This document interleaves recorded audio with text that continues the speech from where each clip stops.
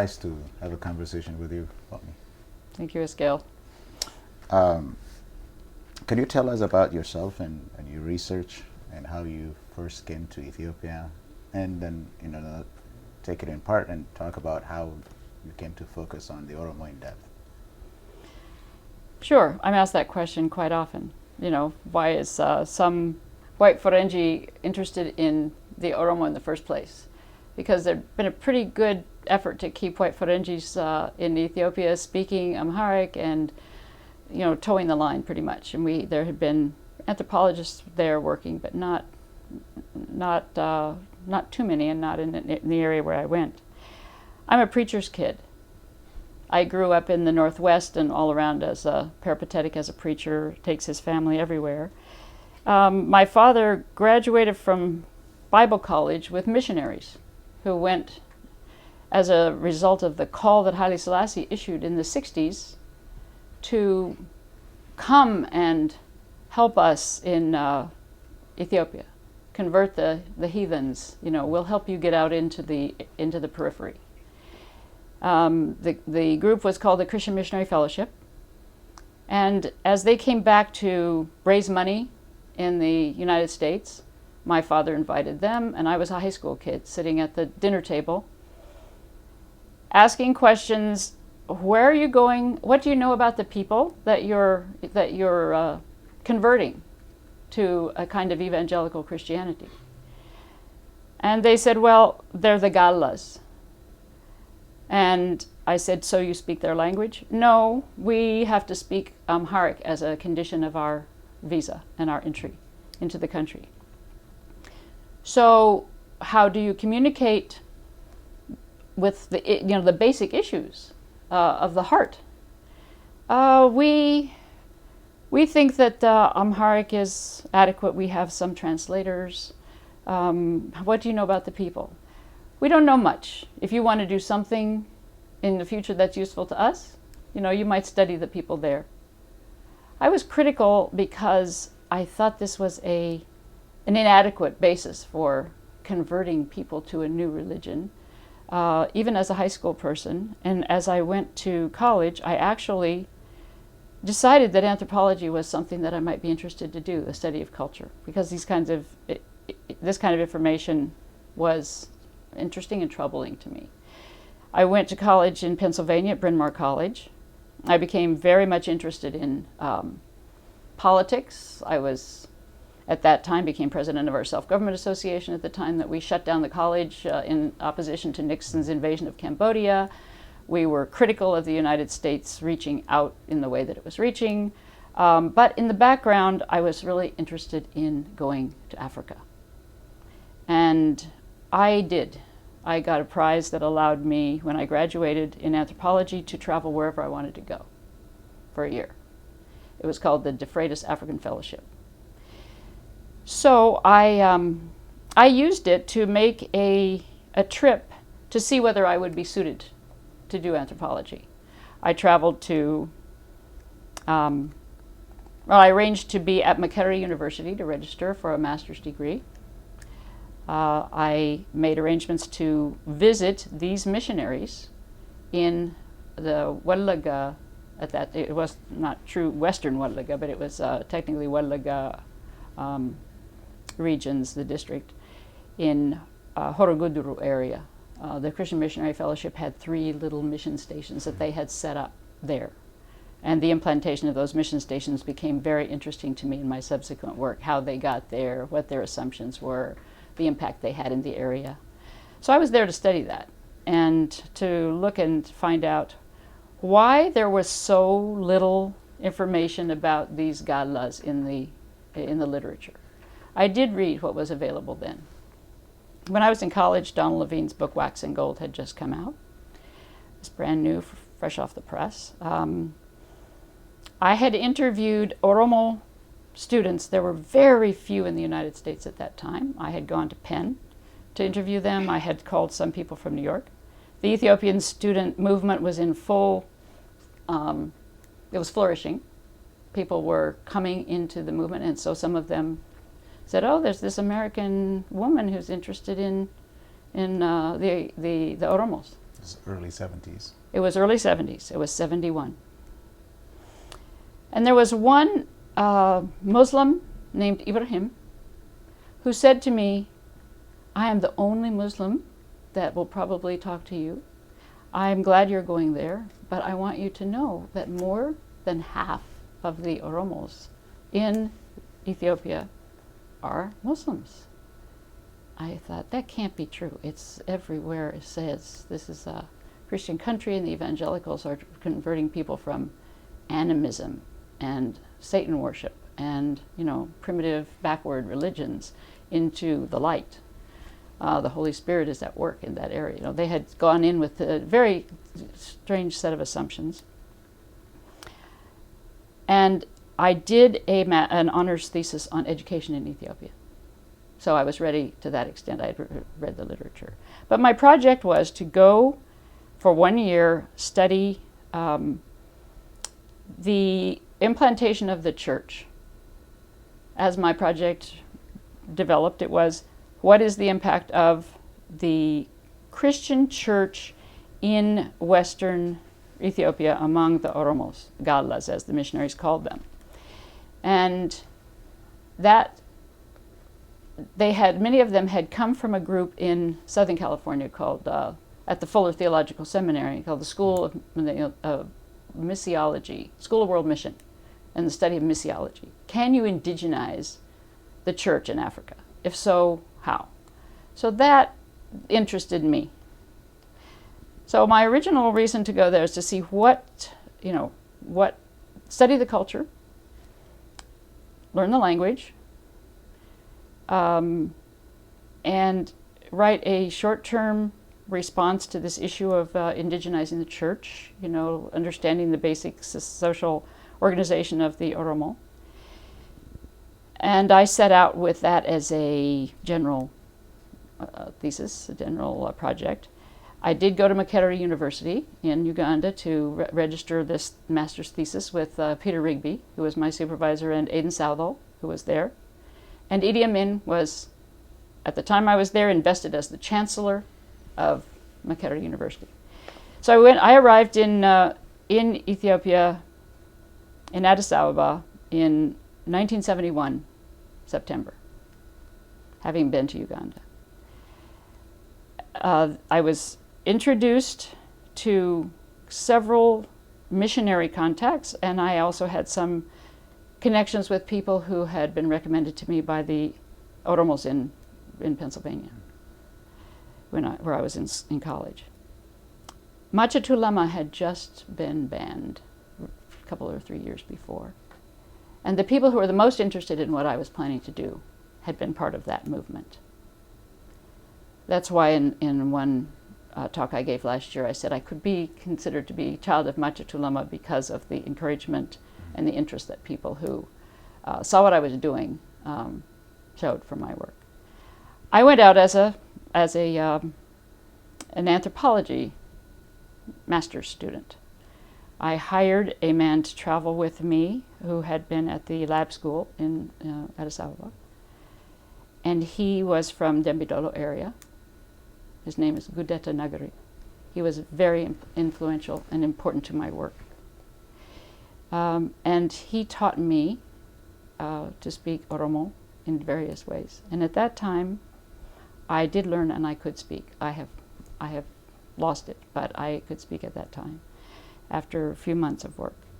And I established myself there to study the Oromo. And as I worked among the Oromo, I was extremely hospitably welcomed into their homes.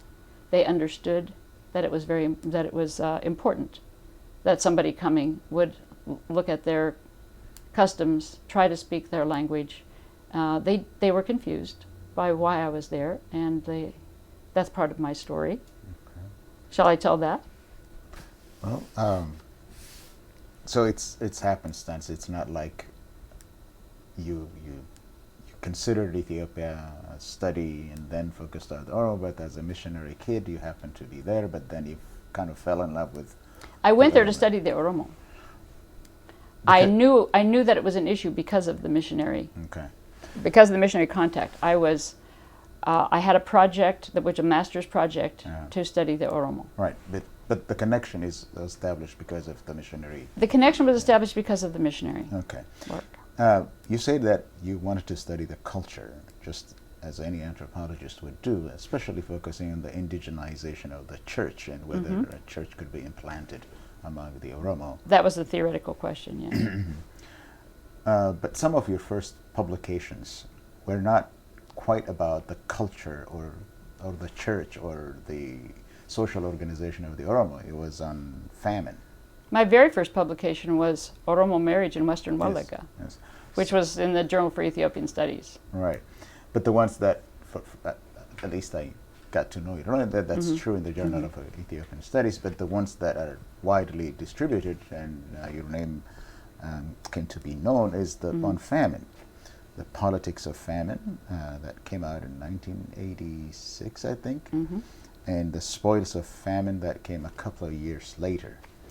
So how did you come to focus on famine? Is that because of the 1984 famine, or how did you come about to focus on famine and away from of the Oromo, at least, albeit for a while? I stayed an extra year beyond the fellowship, worked in Ambo, and then applied for graduate school for a PhD program at Boston University. So I did work on Ethiopia and came to be very interested in the role, the position of the Oromo in Ethiopia. And I had independently concluded that Ethiopia was not an independent entity, that it was actually a colonial entity, and collaborated with another Oromo, an Oromo who had similar views, was coming out of the Ethiopian student movement, Sisai Ibsa. And in '78, we started to collaborate on an analysis of Oromo situation, and we were both interested in the state, in what is the nature of the state in Ethiopia, and what is the position of the Oromo in that state. I had come to conclude in my graduate work at Boston that the missionaries were basically had become agents of the state, that they were being sent out by the central operation in Ethiopia to help to integrate the periphery. They were given certain conditions, and the focus on the famine came because the famine was international news. The revolution had, occurred, and in '74 the famine had been instrumental. But in '84, when the famine in Ethiopia hit the news, the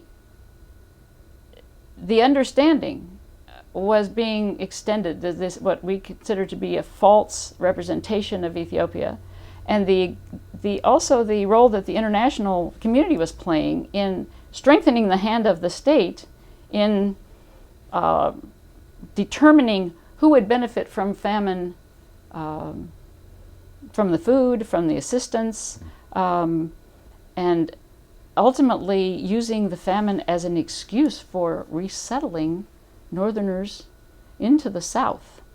So the connection of our interest in the state and the role that the international community was playing, as we had played in the past, was fairly clear to me, and to some of us who were interested to explore the dynamics. So Jason Clay at Cultural Survival had been quite interested in my work, and we had met in Boston when I was at Boston University. We put together an independent effort to go in to study the causes of the famine. And we wanted to talk to the victims of the famine. All the media, all the money, all the really historic levels of assistance that were going into Ethiopia at that time did not include any information coming from the victims to confirm that the causes of famine that were being the explanations for the famine that were being given were correct. And when we proposed to go in to interview people in the camps, we were denied entrance. We wanted to speak to them in their own language about why they came to be hungry, which would reveal, as far as we were concerned, the truth of the explanations for the famine. We were denied that. So our backup plan was to go into into neighboring countries and talk to the refugees that were coming out in droves. If there's a famine in Ethiopia, which is a well-watered, fertile area in the Horn of Africa, and people are running out of there looking for food in Somalia, in Sudan, what's wrong with this picture?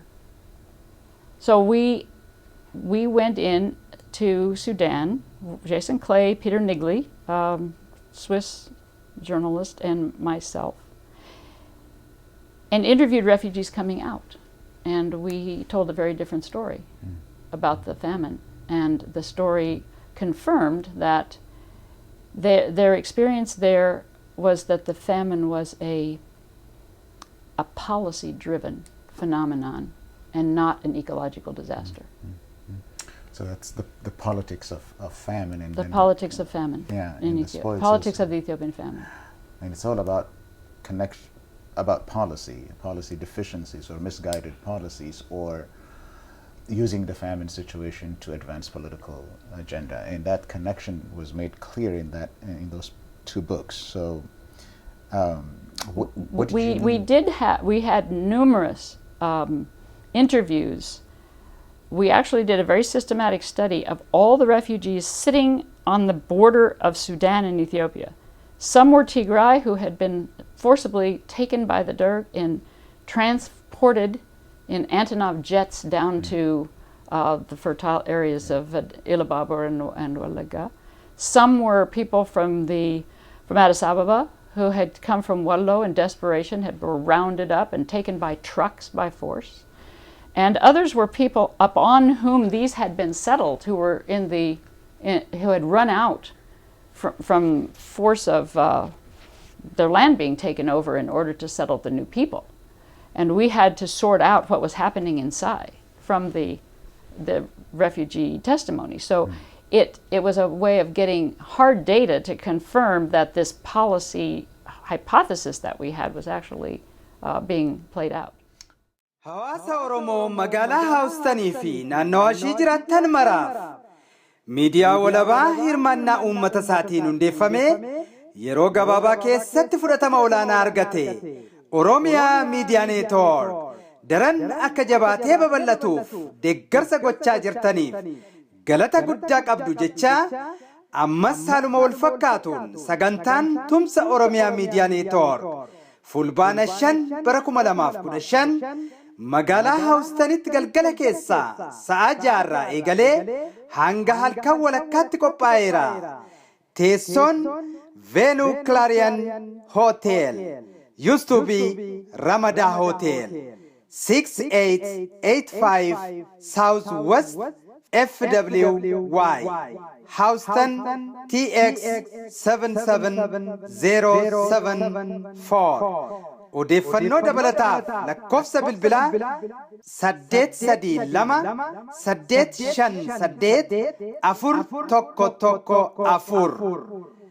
Sagantaa tumsa Oromiyaa Miidiyaa Neetwoork kanarrattis xiinxalaan siyaasaa fi daayirektariin Oromiyaa Miidiyaa Neetwoork obbo Jawaar Mohammad kan argaman ta'uun beekameera.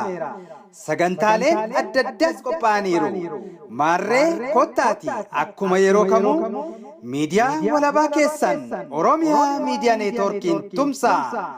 Irkoon keenya uummata keenya. Koreek deeggarsa uummataa Oromiyaa Miidiyaa Neetwoork damee Houston, US, America.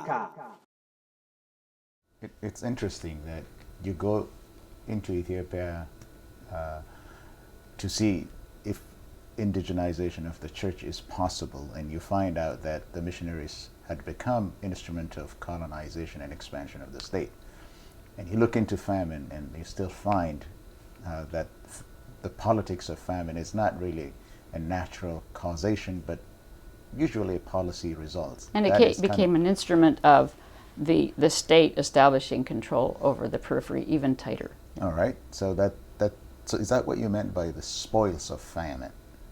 That's what we meant by the spoils of famine. Spoils of famine. And that Spoils of Famine book came as a result of interviews done on the other side with people running out of the East. We weren't focused only on what was going on in the West. People running out from Harar, from rich agricultural regions into a desert.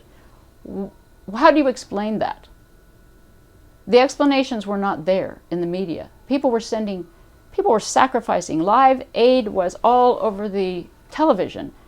Hundreds of thousands of people came to see Ethiopia as a place of starvation, and the symbol of Ethiopia was the starving person, many of whom were starving because of policy of the government that was being fed by this group. So the Spoils of Famine was written to confirm that the impacts of this famine and the resettlement policies that were implemented using the famine as an excuse were in fact a consolidation of this state over the periphery, and people were leaving as a result of those policies. Yeah. Villagization too. Villagization too. They're all connected. They are connected.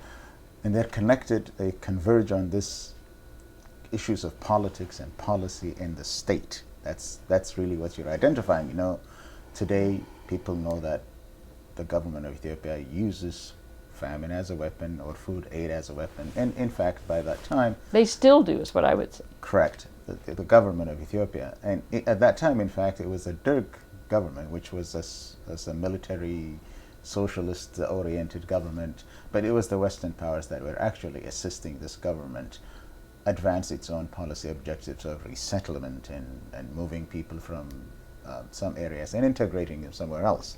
Correct. So that kind of brings you back to the Oromo situation in a roundabout way. So your next work was the major work was the Invention of Ethiopia. So why did you write that book, The Invention of Ethiopia?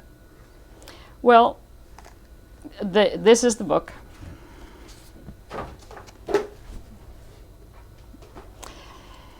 And the explanation is actually in the first paragraph, which is that this book was a background book for looking at the Oromo situation in greater depth. And we explain here, the book is a work of interpretation.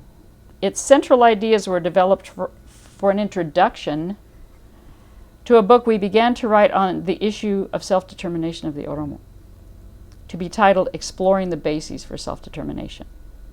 We originally set out to examine the cultural and political content of liberation movements in the Horn of Africa. We found it was not possible to conduct an adequate analysis of this without close look at what they were resisting and why.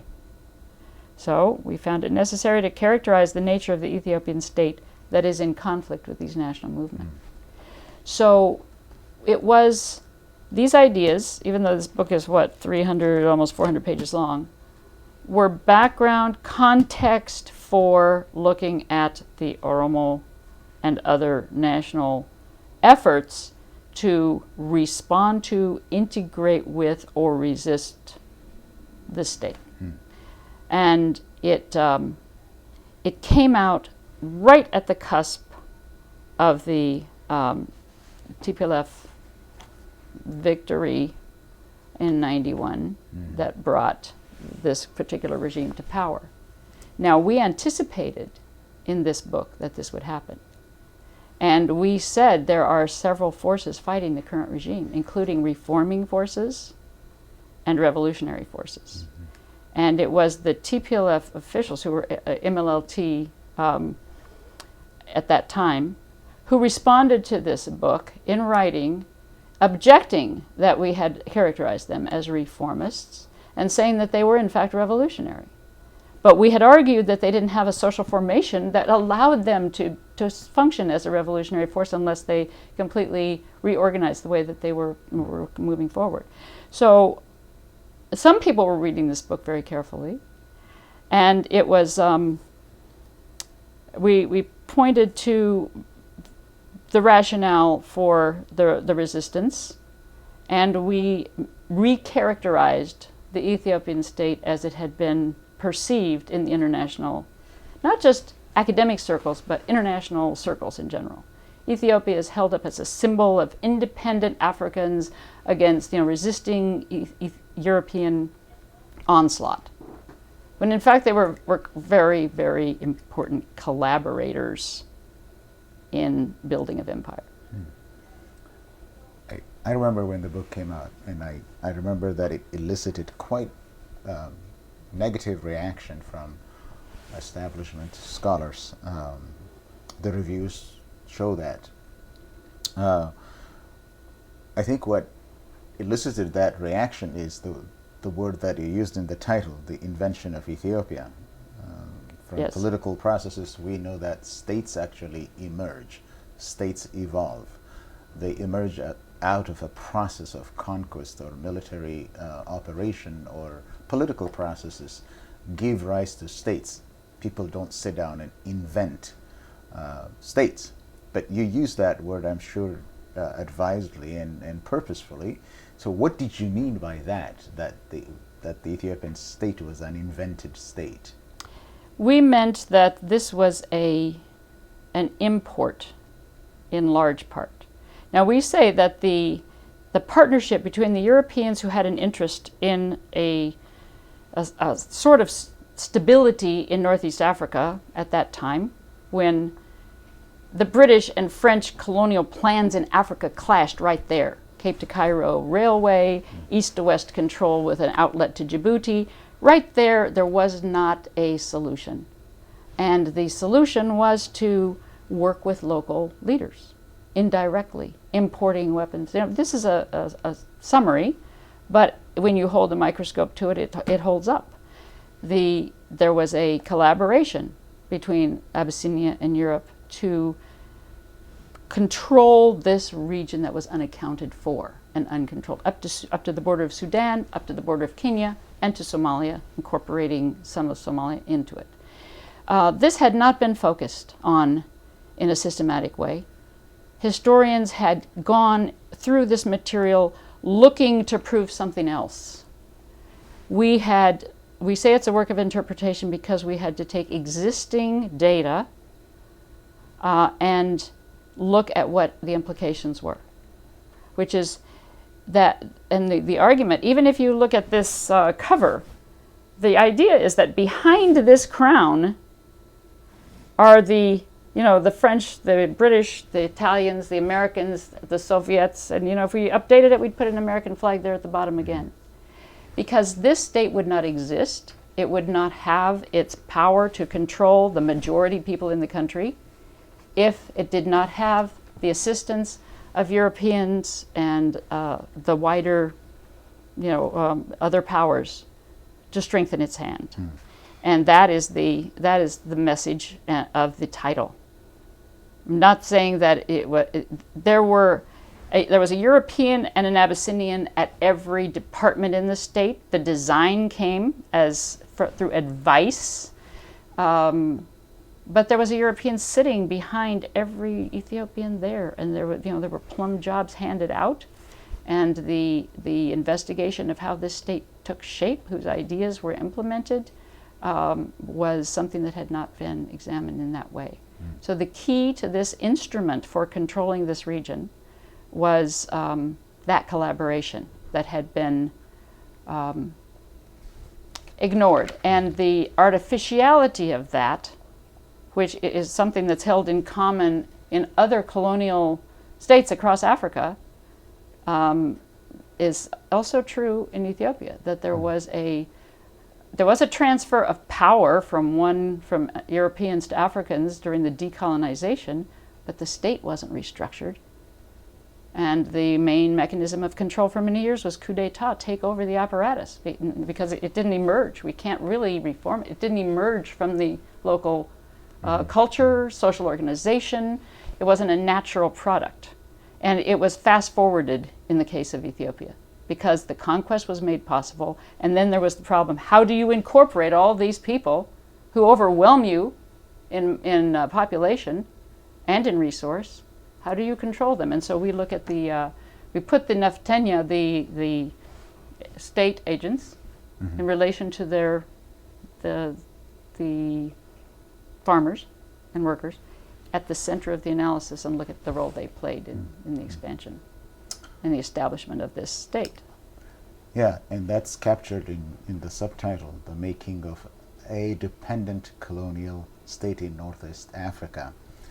That there was something pre-existing local authority, local legitimacy, but that was really taken over and shaped with the collaboration of Europeans. So the Ethiopian state is really a dependent colonial state, and the flags show that it was created and sustained by outside forces. The conquests are crucial.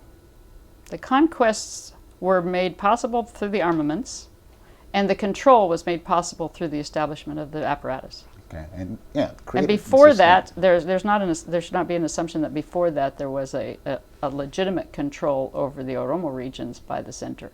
There was not. Yeah, the modern states were really created. Correct. Right. And sustained. That it continued. I would say continue now until the present day. Okay, all right. Yeah, and there you can put another flag there. I think it's not only in the reaction, the negative reaction to the book, but after the publication of the book, and now looking back, I can say confidently it had an impact. It was like a turning point in the study of the Oromo. So in my judgment, the book had quite an impact on Oromo studies and on Oromo political discourse. The discourse of unification, expansion, empire building, all of these were replaced by the language of subjugation, exploitation, and colonization. In a way, I could say that this book provided the discursive context and theoretical framework for many more studies to continue and find empirical studies that actually substantiate or validate the framework that you put in place. And it provided many MA and PhD and BA essays and other books, the language of deconstruction, refutation, and revision of the studies of the Oromo. Now, 25 years later, are you satisfied by the impact? Are you surprised that the book had such a profound impact on Oromo studies? We were not surprised at the reaction, because we wanted to change the conversation. And to the extent that people responded, we changed the conversation. And that was an achievement of our objective. We had intended, as we said in the first paragraph, to focus on the bases of self-determination. And that was the focus in our subsequent work together. But we did not issue a volume addressing that. It was only months after this book that was written, or it was published, not written. It was conceived through the late 80s. It was published in 1990, August. That it was a tougher job, and also we didn't have support from granting agencies or other supporters. But we did continue to look through various other means at what are the bases of self-determination, how is it defined, what are the political groups that are trying or saying that they would achieve that, talking about. We began to write an anonymous set of contributions to the conversation through the kindling point. We thought if it came out without attribution, it would be more widely read than if it came out by the authors of this book. The kindling point, occasional papers that we published would be similar to what today has become a blog. It was at a pre-internet blog, started in 1984, around the issue of the famine, and continuing up through 2001 or 2. And that you and CSI were collaborating we on that. collaborated but did not reveal the source of that until we agreed that at the time that one of us passed, the other would reveal what our role had been. We looked at in that series, we looked at the issues that we had hoped to raise in the substantive work that led to the invention of Ethiopia, to look at the construction, to look at the foundations for building among the Oromo and others that would create an alternative to what was essentially a colonial state structure. How do you respond? What is it that you are, what is your project in trying to build an alternative? What is the nature of that project? And many of those issues were raised in that series. But we did not publish a second book. We did raise the issues in various forums. And we participated in bringing other scholars into the conversation, which was one of the purposes for forming the Oromo Studies Association, bringing other scholars into the conversation. And that has been something that was started in '86, right around this time, and has continued to be a measure, an indication of where Oromo conversations take place and what their focus is. So it's really amazing that a book that is conceived as a background to something had such a profound impact on Oromo studies. Are you going to complete the sequel that in the near future, since you're That is the question that every person who's read even one paragraph, because that's in the first paragraph of this book, has he read even one paragraph of this book, asks me. And I challenge people that in saying that I think that is a collaborative process. That's not an answer that comes from one person or two people. But you have a kindling point that had been We had a lighted. kindling point that continued the conversation, stimulated discussion, supported people's efforts to see their place in the Ethiopian state as for what we thought it was, as subjects rather than as citizens. Okay. So after 1971, it's about 35 years of research experience. I think you owe it to your readers that you should complete the sequel by bringing together the kindling points, or collect them, and then this is your collective thought with your collaborator, and that's probably something that needs to be done. Since this book has had such a profound impact because it provided the theoretical framework and, as I say, that discursive context, after 25 years, maybe Oromo studies requires another shift, another paradigm shift, or a dialogic turn, because the language that you gave is really what shaped academic discourse and political discourse. What do you imagine after 25 years that Oromo studies at this point in time needs, reflecting back on the recurrent themes? Excellent question.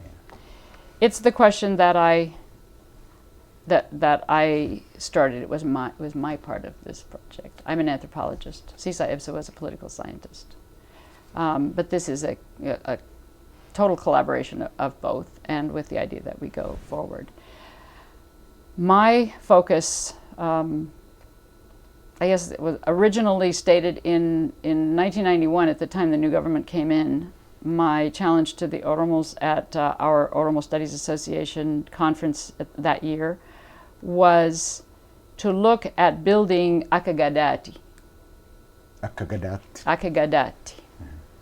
And I continue to say that, and to encourage Oromos to take a very careful and respectful look at their own heritage, which they are doing, and to look at what it offers not only to their own community but to the world at large, in very important aspects of democracy, earth care, human expression, joy,